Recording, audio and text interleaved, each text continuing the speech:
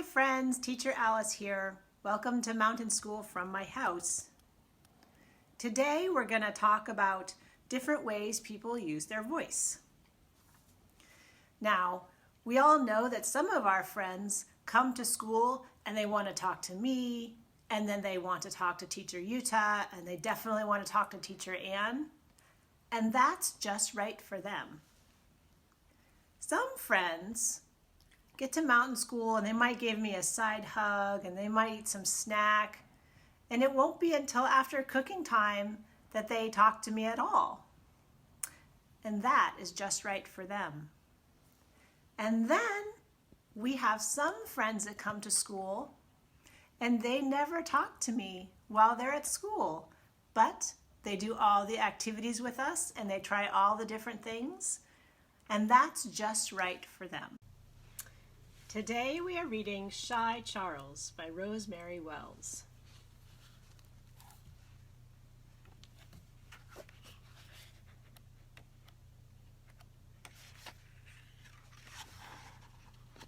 Charles was as happy as he could be.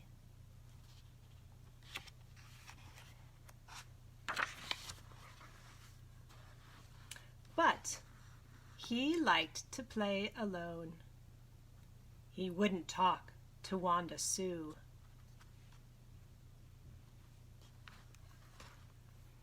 And he never went near the phone. Look at that, they have an old-fashioned phone just like we have at mountain school.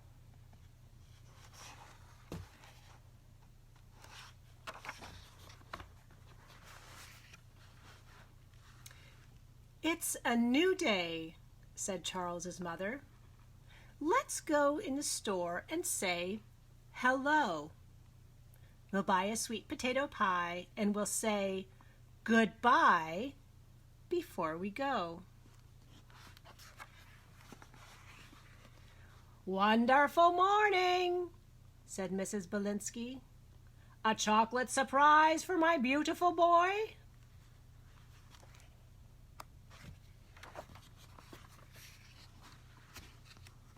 "Say thank you," whispered Charles's mother. "Thank you," yelled Mrs. Belinsky. "Enjoy." His mother told him, "Say goodbye." Charles hid inside a flour sack. "Goodbye with kisses," said Mrs. Belinsky. "Someday when he's big, he'll kiss me back."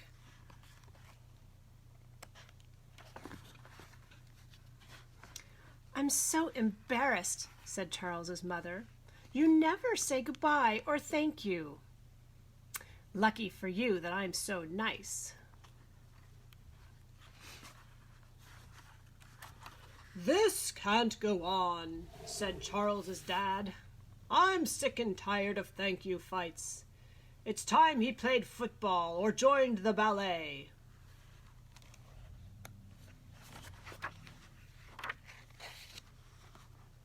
Next Tuesday, Charles was in tights. "Isn't he sweet?" cried Madame Lafleur. Charles wouldn't say maybe, or no, or yes.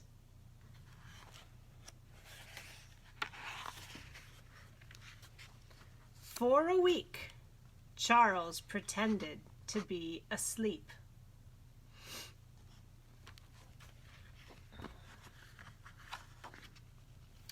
Ballet was not right for Charles.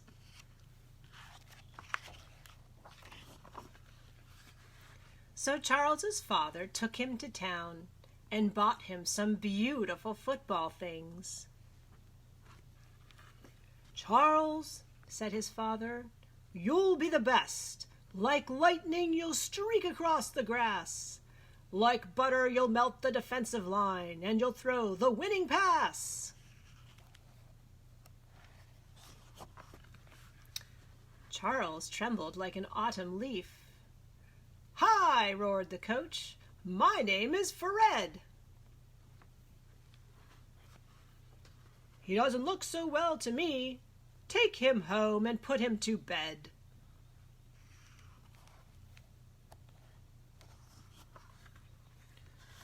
"Oh, Charles, how will you ever go to school, or find a job, or get married?" Charles sat down and cried so hard. He had to be carried. Then Charles's father murmured low, "A babysitter is coming tonight. You know the one. It's Mrs. Block, and everything will be all right."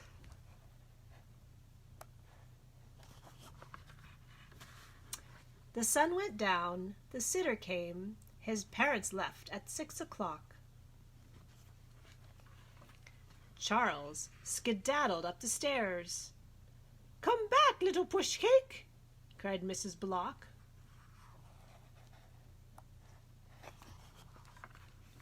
Charles played happily in his room. He made a spaceship out of his chairs. Suddenly there was a terrible crash. Mrs. Block had fallen downstairs.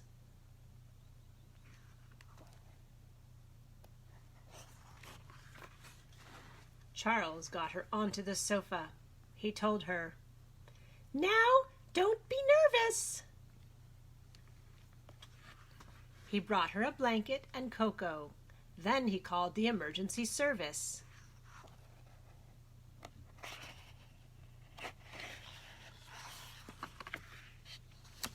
"He saved my life," moaned Mrs. Block. "He's a prince, a gem, a hero." And everyone shouted, "Thank you, Charles." But Charles said,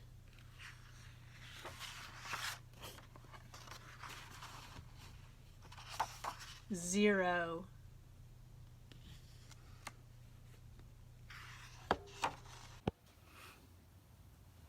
All right. If you would like to talk with your family about this story, you can tell them about when Charles used his voice and how he used his voice. And you can also talk to your family and you can tell them how you feel comfortable using your voice. And you may also want to ask them how they like to use their voice. So I'm going to do some whoopsies because it's time for us to say goodbye. So each day that we do mountain school, I will say whoopsies for a different carpool group. So today we're going to start like this. V and V and V and V and whoopsie. Ellie, Ellie, Ellie, Ellie, whoopsie. And Elijah, Elijah, Elijah, Elijah, whoopsie. Goodbye, it's been a nice day. Goodbye, it's time to say goodbye. I'll see you next visit when you tune back into our nursery time.